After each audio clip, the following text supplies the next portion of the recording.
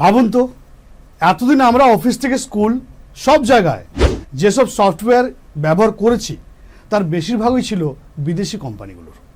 কিন্তু যদি হঠাৎ একদিন ঘোষণা আসে এবার থেকে আমরা নিজেদের দেশি সফটওয়্যারে কাজ করব, তাহলে কেমন হবে দৃশ্যটা? ভারতের টেক জগতে এখন এমনই এক পরিবর্তনের হাওয়া কিন্তু বইছে। আলোচনার কেন্দ্রবিন্দু হচ্ছে জোহো, সেই ভারতীয় কোম্পানি যাকে অনেকে বলতে শুরু করেছেন ইন্ডিয়ার মাইক্রোসফট। 1996 সালে শ্রীধর ভিম্বু আর টনি থমাস জোহো শুরু করেছিলেন। লক্ষ্য ছিল স্পষ্ট, বিদেশি সফটওয়্যারের উপর নির্ভরতা কমানো।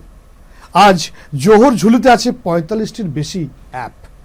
Zoho mail, Zoho sheet, Zoho work drive, Zoho show, Zoho CRM, ব্যবসা, মেল, প্রেজেন্টেশন, ডেটা সব কিছু যেন এক ছাদের নিচে।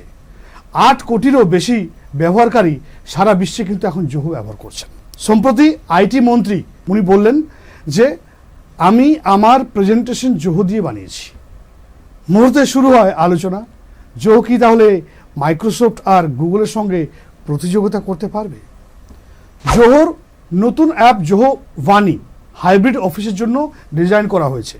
এখানে দল একসাথে নোট, ড্রয়িং, চার্ট ও আইডিয়া শেয়ার করতে পারবে, যা মাইক্রোসফট টিমস, গুগল ওয়ার্কপ্লেস এবং জুমের সঙ্গে সরাসরি প্রতিযোগিতা করতে পারবে। কয়েকদিনের মধ্যেই শিক্ষামন্ত্রকও জোহোর অফিস স্যুট ব্যবহার করতে নির্দেশ দিয়ে দিল। সরকারি ভাষায় বলা হলো স্বদেশি মুভমেন্টের দিকে সাহসী পদক্ষেপ। চ্যাট যে অ্যাপ তার ক্ষেত্রেও কিন্তু জোহো নিয়ে এসছে আরাটাই নিয়ে। প্রশ্ন উঠছে, এবার কি দেশি চ্যাট অ্যাপ নিয়ে হোয়াটসঅ্যাপকে টেক্কা দেওয়া সম্ভব হবে? একসময় প্রযুক্তি মানেই বিদেশি software. Microsoft, Google, zoom, WhatsApp সবই আমদানির উপর কিন্তু নির্ভরশীল।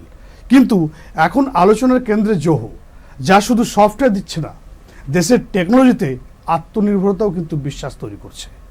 তাহলে কি ভারতের টেক মানচিত্রে জন্ম নিচ্ছে নতুন এক শক্তি? জোহো কি শুধু কোম্পানি নয়, এক নতুন প্রযুক্তি আন্দোলনের নাম?